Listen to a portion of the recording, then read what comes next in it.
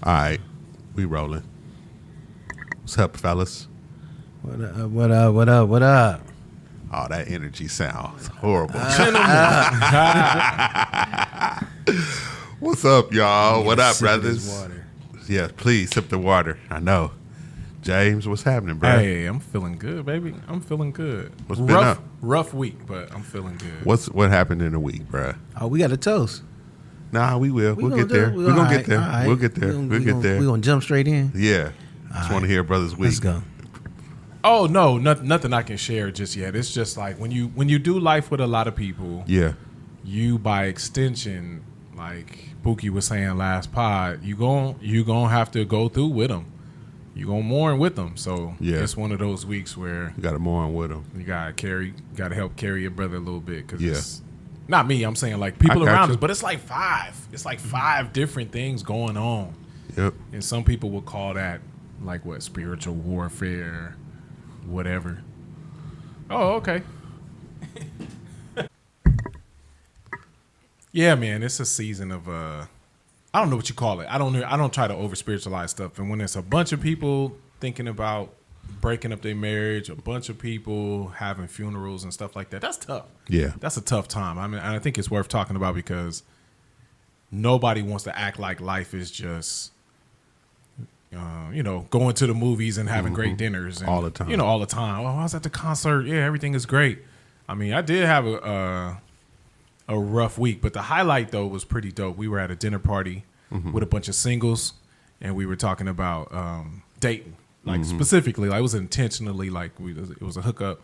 Everybody connected to just kind of talk through like what does it look like to be single and Christian. It was dope, and some of them was listeners too, so they was like sparked by some of the stuff we talk about. I thought that was really dope, and they was like, James, you should come through and give us some insight. James and my wife. They were like, you and your wife come through, give us some insight as to what it could look like on the other side of it. But most people there were single, and it was fire. There's a couple of questions I want to ask y'all, too. I don't know if you want to. Nah, you can get right into that. Yeah. Oh, okay. Yeah, one of the questions they asked was, how do you start talking about the bedroom stuff? How? Yeah. So most people would say, and y'all have said this before you get too far into the engagement, y'all need to know how y'all feel about all of this bedroom stuff. Like, what do you want it to look like? What does frequency look like? What is I never did that. Me and my wife did not do that. So I wasn't acting like I was no expert. I didn't know what to say. Yep, it was just surprise, surprise, surprise, surprise. Oh, yours was surprise. Mine wasn't no surprise. We was over here acting a fool, test driving, so we didn't have to wonder what was going on. We did a little of that too, yeah, which led us to like, all right, let's hurry up and go and do this, and let's hop in the car and let's ride out to Vegas and forget the big ceremony, whatever. We want to honor God moving forward, so. That led to surprise, surprise. It wasn't no talking about it or whatever. But you're right. There was some. We went too far, unfortunately, a couple times. But we never really had. We didn't have intercourse, but we went too far. There is. My dumb butt was out here sleeping with my wife before we was married. So she was the spiritual one at that time. So where did they land? Where did they land on it? Or how did y'all answer that? Man, they started talking about. What if Marcus ended up paralyzed? So, he acted a fool. Shout out to Marcus. I already know him. Oh, Lord, I know. But it was an interesting conversation, especially for those that hadn't had that conversation with anybody serious yet. Yeah. So we was all trying to figure it out. Don't nobody know how to start that conversation because you want to be dignified while you dating. Yeah. So you don't want to arouse the other person. That's what I was about to say. Like, I want you to do this to me. Like, who want to do that while they engaged? Yeah, you playing with fire. So, it was weird. We never really landed on what we should do, and it was fine. We didn't know. I think you should just have a conversation. Like, so we're in a process. We're dating. We're looking to get married. Yeah, you got to have a conversation because first of all, sexual activity, the frequency, you have to be compatible, bro. Straight up, the Bible will tell you that. Like, don't withhold from that man. You know what I'm saying? That's what it said. Yeah, the Bible. That's what the Bible said. That's what it said. Hey, so I mean, you have some people, and you got some people who have history. Yeah. whether from molestation or rape or Yeah. you know what I'm saying, all Or these like just being tragic out here, like- these trauma, Yep. like you know what I'm saying, events you. have occurred, Yep. and they're really not intimate like that Yep. anymore. Yeah. And Yep. then you might have a man that's like, yo, I need it like, you know what I'm saying, 3 to 4 times a week. All the time. Yeah. You know what I'm saying? Yeah. In the morning before I go to work. Yeah. When I get home, you know what I'm saying? Yeah. Especially if I had a rough day, I need you to, you know what I'm saying, lay me down to sleep. Comfort me. The Bible says I need you to comfort Yeah. me. I need to enter the tent. You know what I'm saying? What the Bible say, enter the tent. I need to enter the tent. You know what I'm saying? So this is a real conversation that needs to be had. I agree. Yeah, I because- agree on some level. You just got. I think most elders and stuff would probably advise like, don't go too. Yeah, I mean, far, you don't go, you don't detail, but you frequency. need frequency and what you're gonna do. Now, what you mean That's about what you detail, gonna fam. do? What- I'm saying, I'm like, Where are we having this No. conversation at? No, you gotta have this conversation. Hold on. Where are we at having this We conversation? could be at Cheesecake yeah. Factory. We could Oh, be eating shoot. Cheesecake Factory. You could be at Cheesecake. Look, you could be at Cheesecake. You could be at Wiener Schnitzel. We having this conversation. We having this conversation. Like, Yeah. for real. No, like, but honestly, seriously, if I think there's a point Yeah. where you're dating and then you get like the elders or you know what I'm saying? Yeah. Whoever's in lead of your group or something. Yeah. You have to have that conversation. Yeah. Because it's like, you only want missionary? Like Y'all so saved. You finna have this conversation in front of your elders. you know, Like, no, y'all saved. no, Y'all we gonna have this conversation. Yes, I like, think- in front of your elders. man, you look, when we was having the conversation, I told the person that was doing ours, like, yeah, I got goals. Yeah. Sexual goals. You know what I'm saying? Yeah. We were talking, you know what I'm saying? And we were having this, but we were going through a book too. Yeah. So, I mean, like, you got to have this conversation because then you go into marriage and you be like, I don't really like the tongue kiss. That's nasty. You know, what you mean? You know what I'm saying? And by that time you put that That's a ring real- on it, it's too late. Yeah. You like, Yeah. I only do missionary. What? You know, I mean, I hear these you. are real conversations that have to be had. Absolutely. That's facts, I agree. bro. Yes. You know what I'm saying? I Yes, agree. sir. I agree. You got to be careful, but you got to have them. You gotta have 'em. I would suggest that you do. So you can, because if somebody has been through something like you mentioned before, like there was some kind of sexual abuse or something early on, and now this has put them in a different space. I think, just like the girl that just had one hand, it's worth talking about before we Let let me know these kind of things, these things that are may Because not you can be go the through a norm. marriage, bro. Like the number, like the 2 causes for divorce I is hear money you. and sex. Money and Hey, sex. that's what we said Friday night because somebody was asking, like, do we need to have this conversation? Just single people, right? They're Yeah. asking, do we need to have that Yeah. conversation? How do you have that conversation? Yeah. And a lot of people was like, look, sweetie, I don't know how we gonna have this conversation, but like Wookie said, you need to figure out how to have it. This Yeah. is gonna be one of the top 2 things attacking your marriage, just like you said, Wookie. And that comes from the divorce lawyers and all kinds of experts. Absolutely. Say, these 2 right here gonna really, Yeah. and the influence your outside influences, Yep. I think is a close third. Yeah. Yeah. And that could be best friends, sisters, and them in-laws. I agree. Their mothers and daughters and Yep. father-in-laws and, Yep. and stepdaughters. Because the two most important scores going into marriage is your credit score and your sex drive score. I'm with that. 10. Okay. I'm with that. Sex drive got a score? Yeah, 1 through 10, baby. You gotta let me know where it's at. It's a 1 through 10. Because we naturally always think it's the dude. Yeah, and that's what I was about to say. It's not always the dude. Oh Yeah. no, it is not. Yeah. It is, and I've seen it more than once. More than one I've couple. seen it more than once that it is the woman, Mm-hmm. and the dude is like, man, I got to keep up. Yeah. And so it's important because you never know when you dating, you don't know fully who you got. And then like one of the pastors I used to sit up under, he used to say that when you dating people, you just dating a representative anyway. You ain't the real person ain't really the representative of that person is who you dating. So the more that you dig and the more that you ask the tough questions, I think the clearer things can be. And there won't be surprise. Hey, can I get in my scripture bag just for 10 seconds? Of course. Because one of the things that was trying to be brought up was that you're not there's no scriptures about dating. There's no scriptures that say you should date. Yeah. And I think technically, there's no thou shalt not date scripture, but there are principles for every aspect of life. We know that. Yeah. So the ones that I pulled out for dating was Proverbs 18:13. He who gives an answer before he hears is a folly and a shame to him. So not doing your research, that's not a biblical principle. Yeah. Biblical principle is to do your research. You know how we pick a house, a job, a school, a career, a church. Yep. That you don't do that without researching. Nope. So why would you do that with a spouse? That's true. So that's a biblical principle. That's a big one. I like That's that. top five. I That's like top that. five. Career, Yeah. home, school, if you want to say that, church for Christians, and spouse. Like, what's bigger than that? I might be leaving one or two out, but what's bigger than that? Yeah, those are things that are going to are affect you the whole journey. the whole journey. So the other one is in the same chapter. It's verse 17 or 19, something like that. It says, the first person to plead their case seems right until another comes and cross-examines him.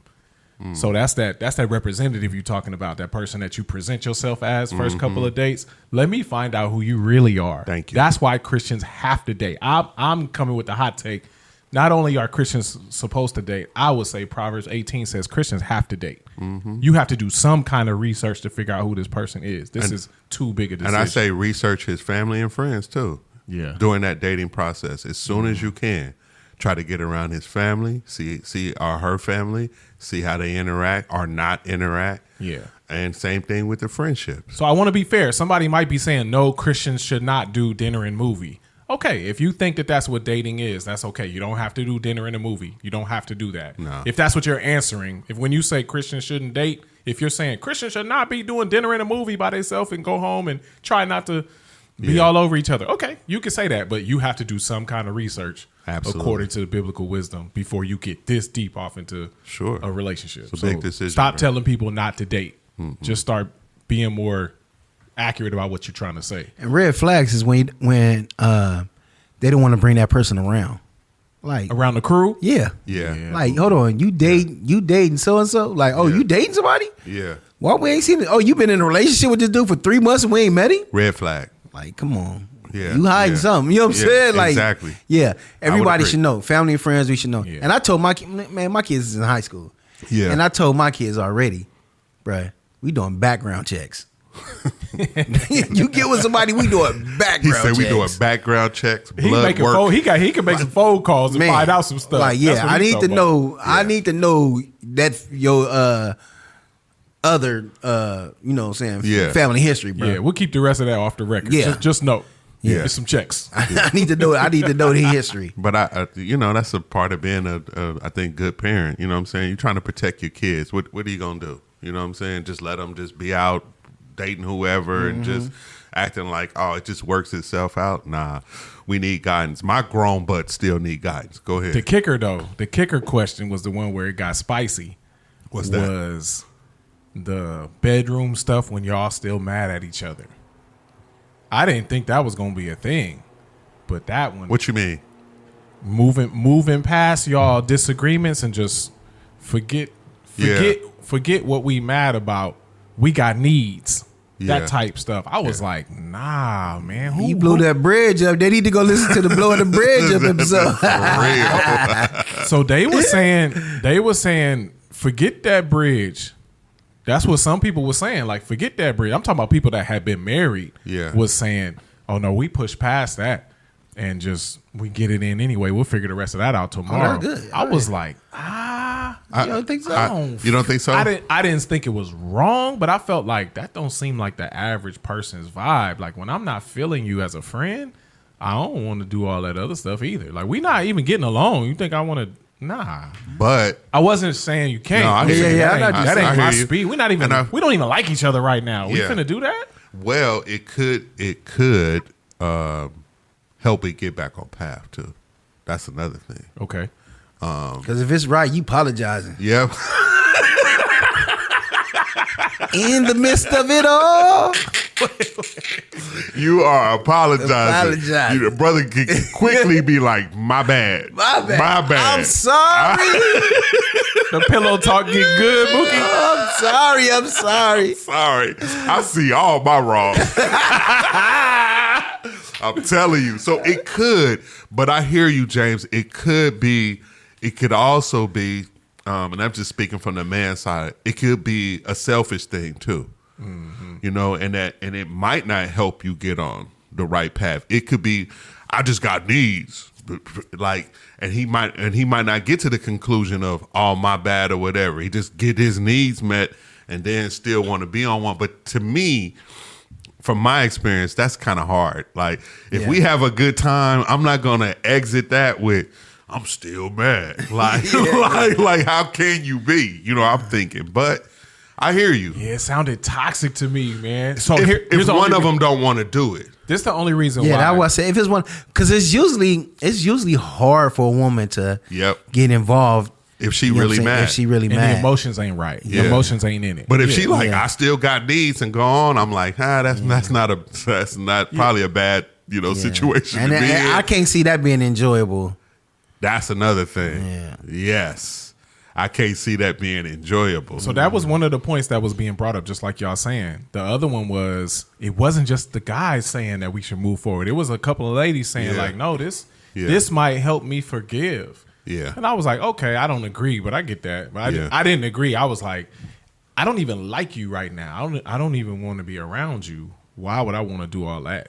Yeah. I know why I would want to do all that, but I feel like I'm doing something that's toxic because we're not addressing what we're not getting along about, and we just gonna move on. Like, that didn't feel right. I think it's a myth that men are not emotionally tied to sex. You're right. Because they think men can just be like, oh man, I'm just hop on it and like, nah, still, it's still mental too. It's a lot of physical, you know what I'm saying, but it's still mental too for a man. And if you know that there's some real serious tension there, like you say, it ain't gonna be that enjoyable. Mm-hmm. You might get your physical, off, but it's like, if we were both in agreement in this moment, it could have been better. You know what I mean? So it's giving non-consensual vibes. That's all. Thank you.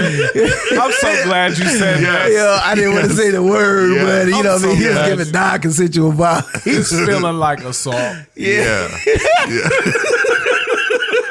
It got a certain culture to it. Yeah. I don't want to say. Yeah. Yes. Yeah. I got to agree on that. I didn't like it, but it was interesting to see that it wasn't just the dudes presenting that as. It was some ladies were like, nah, I've been married, and I think that really helped us get to forgiveness. Like you said, I forgot what I was mad about now. Yeah.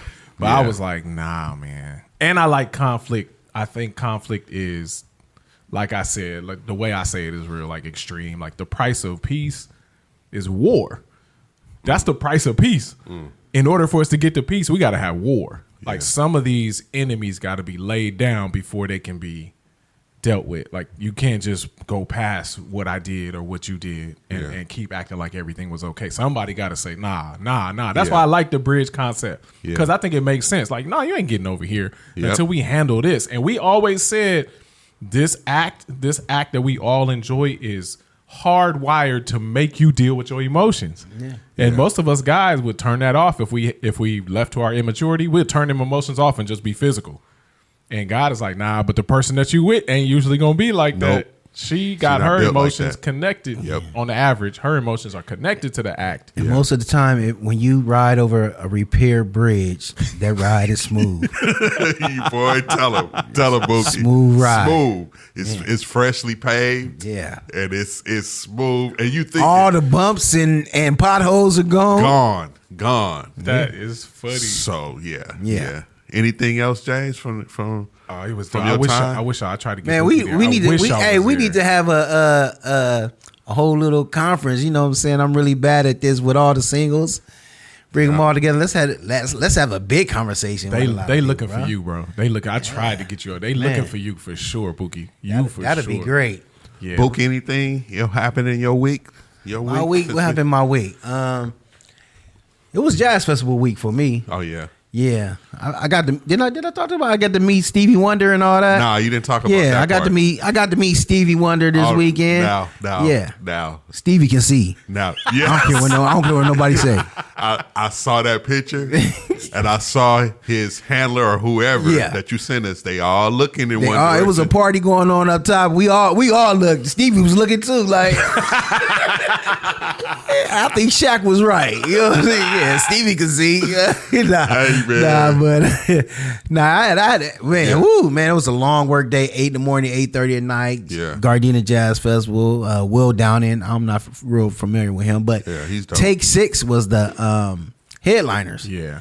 So, but Stevie made a guest appearance. Didn't nobody know. He just showed up. Yeah, but Take 6 was the headliner. I got to meet like 4 of them, and growing up in the Christian home, we all know a little bit about Take 6. Yeah, yeah. You know what I'm saying? How did they sound? They sound good. They sound like Take 6. Wow. The acapella and all that. Yeah. So it was real smooth. That was a real long day, but it was an interesting day. I had another job interview this week. Boy, you and these jobs. Man, This boy. Look, man, it's people out here not working, bruh, and they gonna start hating in a minute on you because you seem to be hopping from job to job. I'm trying to be that hand in the Bible, bruh. I'm trying to put in the store, grab in the store. You know what I'm saying? That's right. Yeah, but it was very interesting, man. I was like, it was for LA County Housing Authority, Section 8, whatever. Yeah. So it was a position within that department. But it shocked me. It was an interview that I've never had. What's that? I went in there, and the lady came and got me. Like, okay, Mr. Douglas, you ready for you? I go in there. I'm ready. I sit down there. It's a 10-man panel. Okay. Oh, yeah. Man, it felt like a congressional hearing in that. Yeah. I'm like, what is this? Yeah, buddy. I'm like, yeah, it was a very. And then you talking about first thing that came to my mind. You know me. Oh Lord. I sat down. I'm like, this is what DEI is. Man, it was a global, international panel. It was somebody from every race and creed and country and sexual orientation was there. I was like, and the person that wasn't represented, it was 8 people at the table. Then the ones that wasn't represented was on a Zoom call. They had a computer in front of me on a Zoom. They on Man. Zoom. Yeah.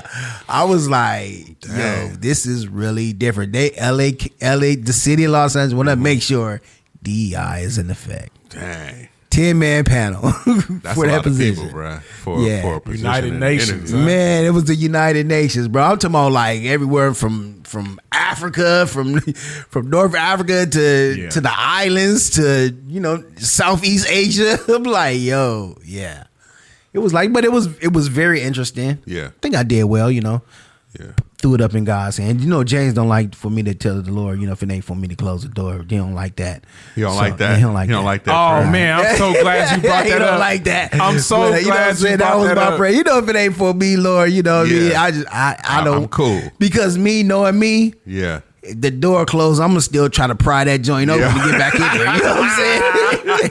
Because I'm looking I at know the that right. I'm looking I at know. the pot of gold in the rainbow Man. behind that door. That's what I'm looking at. You know what I'm saying? Hey man, I think you onto something because I think God blocked one of my prayers this week. God told me went to the spam folder. Hey, he What went ahead and happened? What said, happened? I was trying to buy a car Spam this folder. week. I thought about Boogie all week. I was trying to buy a car this week. I go find exactly what I want. The next day, that car's sold already. I go back to the other place, find exactly what I want. Oh, we added a $3,000 package to this one. And that's against I hate everything about scamming. Yeah. So like you brought me in with the right price, but you got this $3,000 thing that you all of a sudden can't take off the car. Yeah. And I'm arguing with the lady, not arguing, but I'm going back. She's like, oh, Jay, you got the loan. We ready to go. Let's do it. I'm like, everything in me wants this car. Yeah. Can you just sell me the car and take this $3,000 scam off of here? And I will walk out of here with this car right now. Yeah. And she was like, we got to make some kind of money off the car, Jay. We got to make some kind of money off the car. So I'm thinking like Buki and his, if God don't want it prayer, God is blocking every opportunity for me to get this car, man. Either 2 of them got sold, I think. And I'm like, yeah, Buki's right. Buki's right. I'm asking for God to do his will, and that means sometimes he's like, I'm gonna make sure you don't get this car. So now I'm at the place where I'm like, I don't think I'm supposed to get it. I just stopped looking.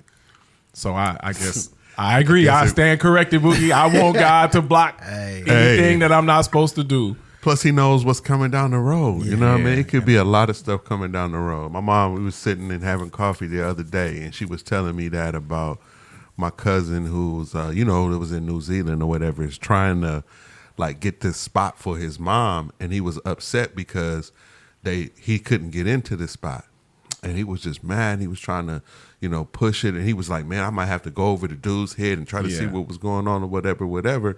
Come to find out the next week, the spot that he's leasing, the owner want to come back and live in it. Mm-hmm. So if he would have got his mom in that spot, he don't live there no more. Now he got to, figure out how I'm going to be.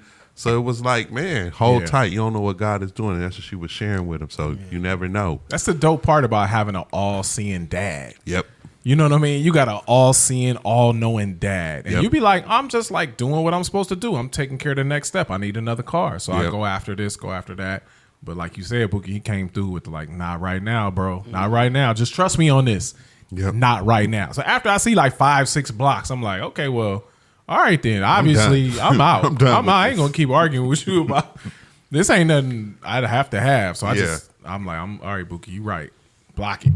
Yeah, because even this position, I had called my wife. Yeah. Even before the interview, because usually I can breeze through an interview, no problem. Yeah. Yeah. I don't even have interviews. I have conversations. That's right, bro. You know what I'm saying? That's I it. have conversations. I love that. That's beautiful. Yeah. And so it's like, but it's like this a lot. Yeah. Nah, I'm just saying You've been doing this a lot. If you'd already figured out. Yeah, it's the best interviews are conversations. Yep. Yeah. Yeah. That they gonna sense the you confidence. Walk out. Yeah, you walk out with a conversation. They might have 10 questions on the paper. By the time you finish with the conversation, they go to. I've had interviews when they look like, oh well, we've already talked about this question and this question. So, any Mr. Douglas, anything else you want to say? We don't even get through the whole. You know what I'm saying? Because we didn't already talked about it. Yeah. But for some reason, on this day, I had called my wife and I was like, babe, I can't get my thoughts together. Yeah. It was like my head was just like cloudy and you know what I'm saying? It was like I've never had and I actually prepared. I don't usually I would go through the job description and different things like that before I, go to the interview. But this time I actually printed out some stuff. I was reading on it. Yeah. Chat GPT did. Oh yeah. Chat GPT me some interview questions for the position. Yeah. To answer and go all that. I was doing all that. And then when I got there, it was like my head was just so cloudy. So I hit my wife like, yeah, babe, I need you to send one up for me because my head is just, not there. But at the same time, I'm at that age. We in LA. Yeah. I'm at that age where the commute is just as important as that pay. Boy, you better Man, tell somebody. Quality of life. Quality of life. You better help somebody. And this position is on Wilshire, a block from Alvarado. Yep. Coming from Compton in the morning, you got to be do here. Is say Wilshire. Wilshire and Alvarado. So you already know, it's really a 15-minute drive, 20-minute drive at the most. Yeah. Yeah. On the way to work, that's an hour drive. You're gonna be on Figueroa for the rest of your life. Yeah. Man. So I'm thinking about that, and I'm like it's a $10,000 raise for me right now. Okay. So I'm I'm looking at that, you know what I'm saying, ching ching. Yes. And then at the same time, man, it's gonna be mental. Yeah. It's gonna be mental stress. It'll be an hour drive there, an hour drive back home. Can you imagine driving home at that time? With the mad and angry? Yeah, because it won't just be you on the road. Exactly. And through those routes, you're gonna be on the routes with the mad and angry. Yes. That is important, fam. Yes, that's important. That route ain't fun. Yeah, that's what I'm thinking about all this while I'm going. So that's a part of my prayer. Like, Lord, my mental state in these traffics and all this, and if I can't handle it, if I'm gonna be just disgruntled getting home, mad at my wife, and want to kick the neighbor cat when I get home because I've been on the freeway all that time, just give me just bless me with the next one that I've already applied for. You know what I'm saying? Yeah. So. And you got a little bit of a not freedom with this position that you got, but there's you're not boxed into a building all day. Yeah. Where you at now, right? Yeah, and it takes me 12 to 15 minutes to get to work, back and forth. And you're not gonna be there all day, don't you? You got tasks at outside of the. Yeah. I love that. Being able to, you know how we are, Jay. We like being out and about, getting sun, being in the car. Not all day in the car, but not just boxed into a building. Yep. That's helpful for me. Yeah. So that's dope. That's dope. Yeah, man. Okay, that's good. Good. Now, earlier, James, you asked what was going on with me, and then I said everything. Yeah, man. It was just a busy week. Me and wifey started another venture, which is just really helping people co-host their Airbnbs. That's been interesting. My daughter started culinary school, so we were still running around getting some supplies for her and kind of getting her acclimated to her new, college life. Yeah. My brother-in-law is in town, staying with us, and he's so fun to be around, and he could chop it up all night. Might be going to Oceanside for a few days, show him that area. But what I wanted to talk about that was interesting that happened last week was my my trip. I don't even know what to call it, but I got with a comedian, somebody that they'll remain nameless. James, you know who it is. And the whole idea was, man, I want to get with this cat so he could, start showing me the ropes. Yeah. Start, telling me what to do or whatever to get in that world. I'm just trying to get in that world, not to permanently get in that world, but it's just like I'm working on a show, and I know I got to put myself in a position to grow on stage, and I feel like this is the best route to do it, right? So I'm just like, yo, show me the comedy ropes, man. Show me, how to, just get in this game and the right way. And he's a believer. That's the beautiful thing. He's a believer, and he's a clean comic too. So he was like, yo, let's get together. This was like months ago. He actually ran into him at a church function. And then I was like, oh, what's up? And then he was like, yo, let's get together. I told him I was interested. He said, yo, let's get together. I'm going to be doing some shows soon. I'll just come out and we'll talk comedy, afterwards. And I'm like, thank God for the opportunity. The stuff I'm working on right now it makes sense. Yeah. So anyway, he calls me out to a show that he's doing like during the week. It's like on a Tuesday night. And it's a nice little bar and grill that we're at, but they have a whole section in the back that feels 100% like a comedy club, and a very, very famous comedy producer produces it. He produced for Martin and all kind of people. And so all kind of people in the house, the comedian Earthquake was there, and a couple other people was there in the audience just chilling. And so my boy is going up, and then, so I get there, and I'm there early, and then you can get some food. So I sit down, order some food, just chilling, waiting for the show, DJ playing the music, whatever. And then I see my boy, and he got his headphones in. It seemed like he in the zone.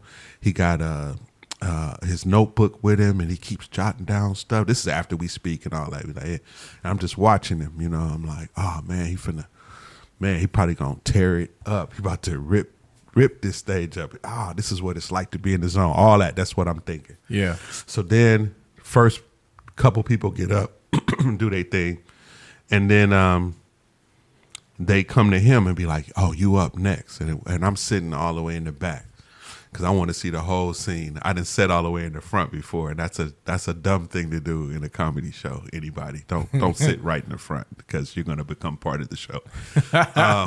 Especially when you go to a comedy show by yourself and you're sitting there and there's another chair next to you that's empty and that's giving them too much material. Yeah. And Mike Epps told me up one night. But anyway, we'll get back to that. Let's stay focused. So the dude comes, and the MC comes to him and says, hey man, you up next, right? So then my boy, he pull out his tripod. He gonna record himself. And I know, comedians do this to kind of, look back and look at themselves or whatever. I'm like, oh, he must be really, really about to rip it, right? So his turn, they call him up there, and my man get up there, and I knew it from the jump. Soon as he let off that first joke and nobody laughed, I was like, oh man. My man might be going down to Bombville. And he did, but here was the thing I told him, because he asked me to give him feedback afterwards. What happened was he was like at a Def Comedy Jam audience, right? Yeah. But he was doing maybe like some Seinfeld material. Exactly. got you. Like, it's too smart. You know what I mean? And it's like, that ain't the audience. You got to know your audience. You got to know your audience. And you always hear him say that. Like, all comedians, you got to know your audience. So, but what did I say when I got there? He's studying. He's looking. There's 2 people that went up before him, the MC plus 2 other people. So you kind of, get a feel. I heard you say Earthquake was there. Yes. So that's telling me a lot. There you go. Right. But the producer dude is very well known in comedy. So he's produced Earthquake's like something that Quake used to do, a show that he used to do. Okay. So he just come in and support his dude, and it's a whole bunch of people that's like that, right? And so, but you know the audience. I get Earthquake what you're saying. Is exactly. the Comic View audience. Exactly. BET Comic View. Def Comedy Jam. There you go. Audience. Right. That is a certain vibe. Exactly. Yeah. So imagine a smart comic and I don't want to just say smart, but it's just like he just on a different community would connect with him versus the one that's in front of him. And he still tried to deliver that. And so bombs, it's horrible. And then we don't even get to talk because my man just got to cut out. He just got to leave at this at that point, whatever. But we do. He calls me the next day and we chop it up, and he asked me, I had to tell him or whatever. But I ain't gonna lie, bro. I just thought that was funny to me. Personally, it just cracked me up. What's wrong with and that's why I had to come here and tell you. It just cracked me up because here it is. It's like, man, give me some pointers, man. Help me out, you know. And I'm coming, like the young Jedi trying to learn from a Jedi master. And he just bombs. And then I was thinking to myself, never mind, maybe not. The student becomes the teacher. Like, maybe not. Nah. You gonna learn today. It just happens. In all fairness, it happens to all the comedians or whatever. But you got to read the room. And I just thought that was funny. But I'm going to still, chop it up with him and still, because, I mean, he know more. He gave me a book to read and all that kind of stuff. And I'm like, I'm with that. And it's just, it'll happen to me too. So, it is what it is. But that was just, it was just funny to me. Wow. Just like, whoa. Laugh Factory and Chocolate Sundays are 2 different. There you go. Chocolate Tuesday. It's Chocolate Sundays. It's Sundays. Yeah. Nah, I went, and it's on Sunday. Yeah. That's when they let black people do whatever there at Those the are Laugh 2 Factory. different audiences. But it is. That's a great way to put it. Yes. And so it was a Chocolate Sunday audience. Yeah. And I could tell just because of the caliber and what they were talking about. So it was hypersexual stuff, and it, to me, because I'm a comedy critic, it was just low-hanging fruit stuff. Yeah. Stuff just typical. You know what I mean? It really wasn't no smart Chris Rock. It's a difference between Chris Rock and Earthquake. Yeah. You know what I mean? And if you're trying to come Chris Rock, it may not work. Chris will still blow it up. Chris and Tony don't work for me at all. See? Tony who? Rock. Tony Rock and Chris Rock? I haven't had a lot of Tony. Don't work for me at all. See what I'm saying? And it's the thing. Yeah. It's just like music. Mm-hmm. Comedy is just like music. It's like who listening to Rhapsody for real? Rhapsody just dropped. I know. Rhapsody just dropped. I know. But Lotto just dropped. They said Lotto joint banging. Like, I don't listen to Lotto. Yeah. But I know whoever listening to Lotto ain't going to pick up Rhapsody on average. That's how it goes. It's one person that got the Lotto album that's checking the Rhapsody But album. are both of them good? Are considered good to their audience? Yes. Both of them do exactly what they're supposed to do. But if you were to take Lotto and put her in front of Rhapsody's audience and vice versa, what do you think? Don't do that, please. You see what I'm saying? Don't do that. I saw Rhapsody start doing a rap the other day, and it was like jazz in the background. I have an unpopular opinion. Let's go. We need that. I have an unpopular opinion. What's that? All right. Bernie Mac should have been the only king of comedy. Ooh. The other 3, especially DL, he falls in that Chris Rock. He's never been funny to me. But we need that because we are that. I don't need that when I'm paying. He was. He said what I'm paying. I don't need that. DL is funny, and I think he was really on fire when he was doing Comic View. When he was doing it, when it was the Normandy Casino, and he was The Normandy, because I remember that back in the day. and he was running that. That's when he was on. I think on fire. Yeah, I've never been a fan. The best comedy show I've been to was Martin when he was doing his tour. Oh my God. Yeah, Martin comedy show was hilarious, bro. See, I could dive into all of them. I like all of them. That Larry David stuff and all that like that deadpan. I can laugh at that when I'm in that mood. Yeah. And then when I get into another mood and just want to hear some hood stuff, Yeah. then I know where to go. For the Steve hood Harvey's stuff. not funny either. His comedy, his stand up. It's country. You got to know. So like, if you start putting them in categories, you'll know. Like if I'm in the mood for country, Steve Harvey is funny. I've heard country. That's funny. Like, the country comedians that's funny. He gonna talk doesn't about do it church. for me, He gonna talk about how his mama was. Yeah, but he's not funny. I feel you. He's not funny I to feel you, but he's good on like Family Feud. Sitcoms, and I think like the Steve Harvey show, the little sitcom he had was a good. I loved it. Yeah. With him and Sad. Yeah. Him and Sad worked together good on sitcoms. Yeah. We You know must what I'm be saying? we talking about variance of degrees because that dude is funny. Yeah, he but- may No. not be your guy. Yeah. but that dude is funny. I mean, Pan wise, I hear you. I hear you. who was funny, who was pretty funny, who did clean comedy at first. A lot of cats didn't know. I know. Was Cat Williams. Cat Williams. Yeah. When he Cat in the Hat. Yeah, I knew. We used to go to the Cat and Hat show because my mom was friend with one of the guys that put all the shows together. yeah. That do Lamont, whatever. You sit there dressed like Al Sharpton. Yeah. And he was funny too. Yeah, he was funny too. was. And so we seen about 3-4. That was one of the first Cat places and we Hats. hung out yeah. at. Yeah. Was at that comedy event. Yeah. Right. Yep. We see, like, I think we all went together at one time. I think Yeah. at one point. And yep. so, and he was funny. Clean comedy, good, you know what I'm saying? Yeah. But the other ones, That was the Won't do thing, it for me. and I'll speak on that. That was the thing that I struggled with before I even jumped out in this, because I had to make a decision: would I be clean or not? Now I know, don't hate on me. You're a Christian, of course you're supposed to be. I'm telling you, I struggled with it for a long time because I was under the impression that, dude, if you're gonna be a real comic, you got to be able to say whatever you want to say.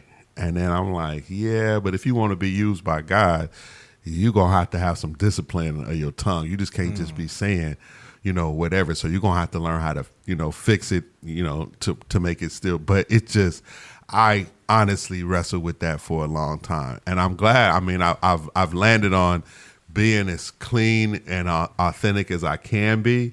But I have no intentions of using profanity other than the N-word. The N-word will be used, and you guys are going to see very soon how much the N-word will be used on some of my stuff coming up. So, but beyond that, I had to make that decision. And I think you got to make those kind of decisions before you hop off in there and stuff starts pulling at you to do that. Because I want to pull off, and it's not really me. I'm not super vulgar. If I just let myself be, or just me and wifey talking, pillow talk, and me just talking crazy, I still don't go, off the rails. So it's like, why push it? Yeah. But you have the knowledge, just like I saw sitting there at that comedy show, that if I do say some of those words or talk about some of those things like that, I'm gonna get laughs in that audience, easy. Is that something that's gonna have to,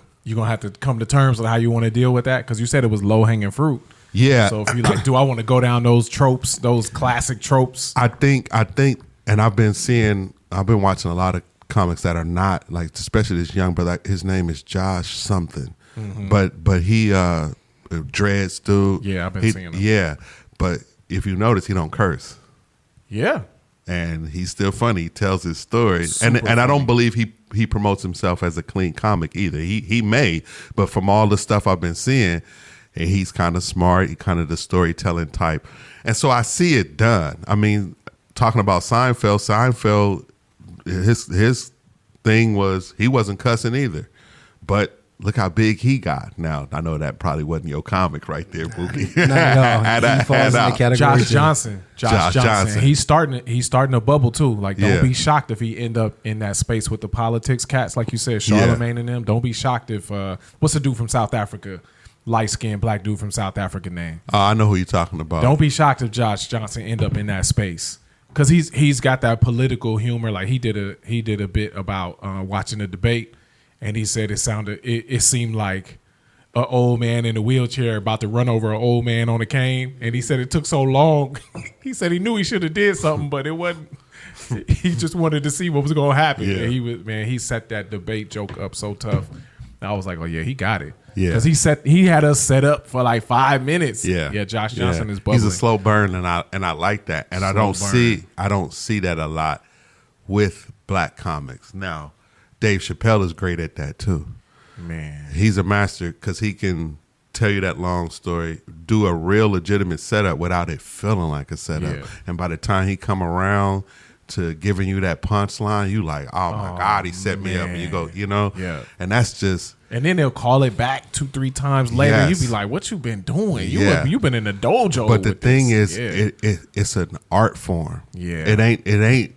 People can improv and do, like Tony Baker. I like him, but he's like really improv-y. He could just go in with nothing. He could work the crowd and somebody just yell out something. Yeah. And then they yell out a phrase and then he just got jokes just on the spot. Yeah. But most masters, they've trained for over years and years and years and just joke telling and knowing what work and what work with their voice and what have you. And it's an art form that I respect because you're just coming with words. You're not coming with a band. You're not coming with nothing. You're just coming with words to make people laugh, and we love it. We love the buzz of laughter. Yeah. So yeah, that was an interesting story this week. But what else? What else is going on in our world? What? Speaking about job, code switches. That's one. I don't know if we want to, let me see, play this vid. Yeah, because when you talk about the N-word, when you talk about the things that we laugh at, yeah, it's a different conversation when you listening to black people talk about our upbringing. Yeah. And then you get over into the Seinfeld, like you said, the Seinfeld conversations, they're just different. Yeah. Both sides are talking about what they experienced. Yeah. But it's clear that we all got raised very different if we grew up in black households. Yeah. We're having different experiences. So we come out with different words, different lingo, different everything. And you have to navigate, like you said, you're doing interviews for different jobs. You have to navigate a totally different environment if you're going to really do business for most of us. What makes a joke funny is that there's some truth in it. Yeah. Yes. You know what I'm saying? Yes. But if you can't relate to that truth, yeah, then you're going to bomb. You know what I'm saying? It's not going to feel you. It's not going to go well. Yeah. But in this little clip, which is just funny, I'll throw it on how there. They want to be represented. Now they're looking to do some Listen more to her. work here. They're wanting. Oh my, honey, what you want? What happened? Excuse me. Do you know where this girl is? I don't. Okay, What girl? she's like a little girl. I don't. You scared me, honey. Don't do that no more. If you Just listen say, to her in the excuse beginning, me. she was getting how her they right here. want to be represented. Now they're looking to do some more work here. They're wanting. Oh my, honey, what you want? That What happened? is- She started out with That she is had some a- hard G's on there. Now they're looking to do. She had hard G's at the end of them letters, and then she switched it. What you want? and it's called code switching in Yeah. the sense, and we all, and I can't say all, because some people can't do it in that, and then they won't get the job. I was gonna say we don't know none of them people. They won't get Who the job. can't do it? I hated it at a certain point once I realized that I didn't know it was called code switching back then, and I'm talking about 10 plus years ago. Yeah. And being in corporate America, I knew you had to do it. Mm-hmm. You know, and it's not like brother don't know how to speak proper English. I knew sitting in the interview, I got enough sense that these people got to know that I can communicate well, clearly, and know what I'm talking about. And as they say, use all the big words or what have you. Yeah. But I knew that worked. That's just growing up in this environment, in American culture. I could pull that off, and I could turn it on or off. So I could speak fluent hood, and I could speak proper, what they call quote unquote proper English. My mom always told me from the very first time I had an interview, she said, "Bookie, you got to play the game." Yep. That's what my mom called it. Play the game. That is smart. So when I'm having my interview, I'm Lamar Douglas. Yeah. That's right. You already said that. Once I get the job, it's my nigga Bookie over there. I had to, hey, that's how you get in. If you look at my social media, you'll see a lot of my coworkers, former coworkers. What's up, Bookie? Yeah. I'm Bookie on the job after that, bro. Yeah. Let me tell you where I don't do this enough. Where? It's when I'm preaching. I'll be giving our pastors the blues, man, because I'm just talking. I feel like preaching is like my form of stand-up. Like I grew up on all these stand-ups. You know, some of that is not good, but that's my real childhood. Yeah. And so when I'm preaching, I feel like the only way I can do this right is to be me. Yeah. I don't feel like I can. I believe that. I'm not going to pull this off if I'm not just able to do me. If you ask me to be anybody else, just expect me to be in shambles. I don't think you can genuinely connect with people without that. You know that's true. Without you being yourself, there's gonna be some distortion there, and people gonna pick up on it. It feel fake. Yeah. People can pick that up. I can't do it though too. Yeah. On top of all of that, not only do I not respect it, I can't do it. Keep in mind, like when you preaching, you got a room for 300 or whatever people expecting to get something worth being in here. Like I came out here to listen to something. I need something to get me through the week. And you, the dude that's up here, they apparently they think you can help. So you better be able to deliver something. So I'm up there hoping that I give people something they can actually use. And if I got to be somebody else, I don't know if I'm gonna be able to get through this conversation. I got these points, I got these notes. I'm trying to keep track of time and what I'm saying. I'm trying to say things in a way that's honoring to God, but also relatable. And if you make me do all this extra stuff, I'm just gonna fall apart. So sometimes I'll get into this vibe that's really, really unpolished. And I think my pastor's waiting to talk to me about a couple of those right now. He done said a couple times, I got some feedback for you. For my last message. I'm like, all right, I'm cringing. Like, I don't know what I did, but I'm sure I did something that I shouldn't have did. But I just have to be me. Otherwise, I can't do it, Jay. And you know that I don't mean no harm when I'm up there. Don't. But I don't know how to do anything. And I know I'm probably unpolished. I'm nobody's pastor or anything like that. I'm not that level.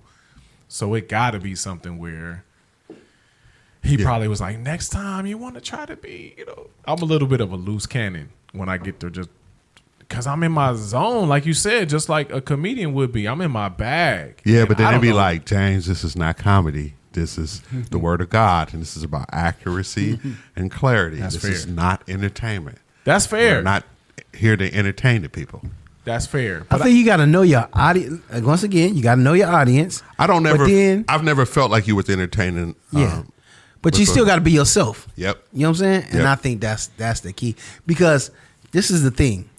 The preacher that I see up there, man that's preaching, when I see him at Roof Chris or something like that, I expect him to be the same person. Yep. You know what I'm saying? Yep. Even if you're the type of guy that goes to the wine bar, to the cigar bar, whatever, yeah. You know what I'm saying? You present that. You know what I'm saying? And then because now it seemed like hypocritical. You're like, hold on, you was just thus thou me, you know what I'm saying? Now you in there like, oh, what's up, my nigga? Woo, woo. You know what I'm saying? Like, hold on. Yeah. You know what I mean? Exactly. Not saying you saying nigga, but but you understand the vibe. You know what I'm saying? Yeah. Like you're talking. And I think this is the problem with, like we discussed it before, even when we was talking about prayers. Yeah. I think you need to talk to the audience like you're talking to the audience. Yeah. You know what I'm saying? Talking to the people. Yeah. You can explain the scriptures, you know what I'm saying, to the lamest man. You don't want to use all those thus, thous, and these, and you know what I'm saying? You might lose them. You're going to lose them. By doing that. Exactly. Yeah. Like have that regular conversation. Be who you are. And I respect that. That's what I love Pastor E. Yeah. I love Pastor E. Yeah. Eric Mason. Yeah. Yeah. Pastor Mason, I love Pastor Yeah, Mason. he seems to be himself on and off. Highly The pulpit. educated too. This not Exactly. This dude is That's what I'm saying. Highly educated. You talking about educate. Paperwork. You know what I'm saying? Crazy paperwork. Yeah. Letters after his name. I think he's a doctor at this point. Like Yeah, he done yeah. went all the way. So this not no chump. So But he's so relatable. and he doesn't do the code switching. Yeah. Not at my church. That's Not what- at my church. I'm at home. This Yeah. is my church. You think I'm gonna talk different to my people? Yeah. This the people God gave me. That's how I feel Eric Mason talks. Yeah. These are the people God gave me. Yeah. They want to be led by the real me, not some seminary version of me. And this to me, this is where I want to come with the smoke. Like I really don't enjoy the code switching that we do at church. Yeah, I buddy. will code switch for anybody paying me to sell their cars. That's or- right. Yeah. Because that's business. You want That's your customer business. represented a certain way. Absolutely. I feel like you deserve that, Jay. Absolutely. If you own such and such paying corporation, you I want it paying to me. be said a certain way. Can't you tell me All to right, wear man. a uniform? Yes. Can't you tell me to wear a tie? All that. Can't you tell me like, okay, cover the tattoos on your neck with makeup or whatever? You can tell me that. I don't I'm in the feel no business way world. about that because Exactly. you have said, James, you are selling a product. That's you are it. representing me, And there's a- that's where you're supposed to do that. right? Right. At church, though, you telling me to be fake for the real God. I hate something about that. And- I'm with you on that, and I believe when we do that in our church, we're doing more damage. We're doing more harm than we know, because people are still human, and they know that that's not you. yeah, this is why I be apologizing to my pastors because I know they know I love them, they know I respect them, but they know like I hate half of the stuff that the American church does. Yeah. I'm just gonna be honest. Yeah. And I think that the unbeliever notices some of that stuff. Absolutely. And it's one of the reasons why they don't want to show up. Absolutely. And I can't. So I apologize to my pastor. They know, like, I don't mean to be trouble. I don't Yeah. mean to be trouble, but Yeah. I think I represent a whole group of people, especially Generation X, Y, and Z. yeah. Because Yeah. Generation X, we can tolerate it. We're like, we know how it is. Not everybody thinks like us. We'll still show up. Of course. Oh, you want me to take my hat off? I'll take my hat off. Whatever. But then Generation Y and Generation Z, some of them like, y'all gonna be fake. I got fake on my internet. I don't need fake. So Yeah. they hate fake more than we do because Yeah. they had to deal with it more than we do. Yeah. That's on average. Yeah. We never had to watch 50 people be fake online Nope. as kids. My kids are growing up watching 60 people be fake. Yeah. So when they come to church and they see somebody that gives off that residue of like, oh, you kind of putting up appearances too, they like, I can do this at home. I don't need your fake Jesus. Yeah. So I'm a little more passionate about like, let's stop that. Like Everybody, I think if everybody in a church community, if everybody be who God made them to be, it's gonna work. Exactly. If you Exclamation point. trying to be something that you're not, it's just not gonna work in the church, and you're not gonna be able to keep that up. And what's sad, while you were saying that, I was like, it's probably a bunch of pastors who wish they could be themselves, but they started with the code switching and locked into it and felt like that's working, and so this is who I gotta be. And then probably some of them to be themselves gotta get far away from their congregation and just to let they hair down, if you so to Yeah. speak, and to relax and be like, whoo, with they family, and when you could just be that all the time. Yeah, but it comes with a price. Like I've had a couple of I'm imagining my pastor wants to tell me about the last message I had because he probably got an email or two. Like, hey, you might want to tell the other people Like that's what? Well, I've had a couple people come to me after I've said a few things over the pulpit. They've come to me and say, hey, next time you might want to say this a little bit differently. And I'm thinking in my mind, like, I'm speaking from the heart. I'm not finna censor myself and filter myself Yeah. so that every word is in place. And So some you people, feel comfortable.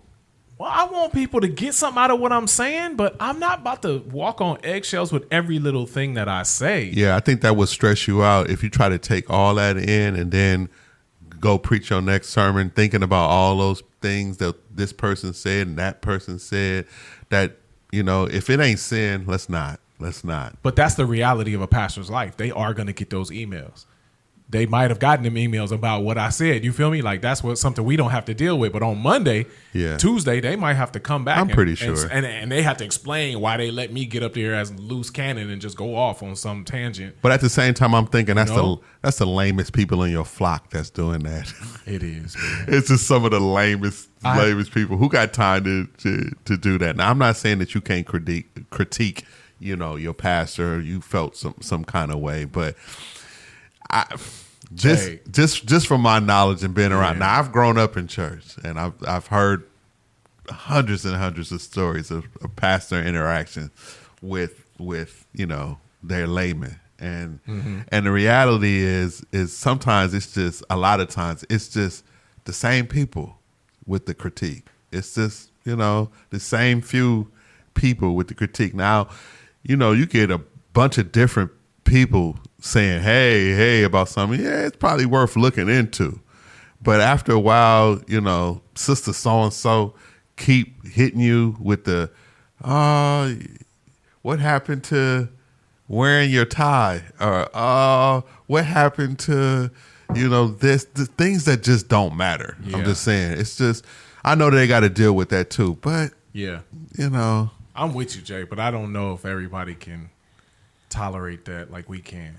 Yeah. I think God puts people in the right place, because our former pastor Spanky, everybody couldn't handle him. Yeah. But where we was at when we first opened up Abundant Grace Ministry, Yeah, right there on on Figueroa. 6712 South Figueroa Street, Yeah. the whole stroll, all. Yeah, that's the Like, middle of it. we had people come in here that was unchurched, Yeah, bruh. yeah. Our 80% of our congregation was unchurched. I'm talking about, he's up there preaching. Somebody in the congregation, hey, hold on, Pastor, did you say what? This is the Like middle of we the talking. sermon. And he was having conversations with them during the, what I'm saying? during the Like, sermon. Yeah. and people love this guy. Yeah. Yeah, man. They Yeah. loved him Yeah. to death. Yeah. I'm talking about, they loved him. Yeah. He was dripping with authenticity. Yeah. Just Yeah. dripping with it. Yeah. It was palpable. He was comfortable with who he was, Yeah. and it is. And he knew his passion for Christ was that was the important part. And Buki, like you said, God just used him for the area that he was in. Yeah. And what happens is, James, I think, is that in the American church, it's like that was a pastor that wasn't the seminary put him there, Yeah. right? It's kind of like he just served out his heart. He's there. He ends up there, and we just gonna love the Lord and pray for the community. People come in, we gonna walk with them. Whoever come in, right? Yeah. It's those people, and then you have, and this is no knock on seminary, because I believe seminary you can get very skilled at preaching and teaching, and you Yeah. can get, so I'm not saying skip it, but the person can come out of seminary and not be a people person. Yeah. They could just have a lot of knowledge, but not a lot of people time. Wisdom. People- Say yeah, it. yeah. It's wisdom. Yeah. It's the ability to apply that knowledge effectively. Yeah. That's what it Yeah. is. We don't want to say it because they're smarter than us. Yeah. But that's what the Bible would call it. But I know You have a lot of knowledge, but you might not necessarily have wisdom. But it's just like the cat who has street knowledge, and then a guy who has book knowledge. Yeah. The book knowledge guy can sound very, very smart and be Right. very, very smart, but the street knowledge dude can look at him and be like, "This is a sucker," and I already know how to break him down, because Yeah. he's not wise. He's just book smart. Yeah. You know what I mean? So I don't know. It's a funny thing, and I'm not saying that you should value one over the other. I think God uses both for his purposes. Seminary cats are grassroots cats. He uses both of them. But I think they serve their purpose where they are, and that's why you don't see too much switching. You don't see usually this seminary cat that just came out of seminary go to an abundant grace at the beginning. You know what I mean? It's usually the other way around. It's people who come from that environment that speaks to that environment, and I think that makes Because sense. we had, man, our church was filled with 6 O's, 8 trays, Yeah. Hoovers, drug dealers. Yeah. You know what I'm saying? Because where you at? Yeah. And it was just like, I'm going to love on you. Yeah. I'm going to love on God people. And I'm going to teach you how to love God. Yeah. You know what I'm saying? Yep. And I mean, with no seminary, you know what I'm saying? Yeah. None of the paperwork, but Yeah. a calling from God and a love for people. You Yeah. know what I'm saying? And that's big. And these people are still there in the church. Yeah. He's gone, passed Yeah. away, but these same folks are still in the there. church Yeah. serving. You know what I'm Yeah. saying? Yeah, and these are real ones. These ain't, you know what I'm saying? Nah, These I are hear real you. ones. People that done time and, you Yeah. know what I'm saying? Got Yeah. names in the streets. Yeah. Yeah. It's just, I mean, that is what it is. But code switching, back to what I was about to say, there was a point where I did start hating it in the workplace. Yeah. And it got me in, but then as I began to mature, it was like I didn't like doing it.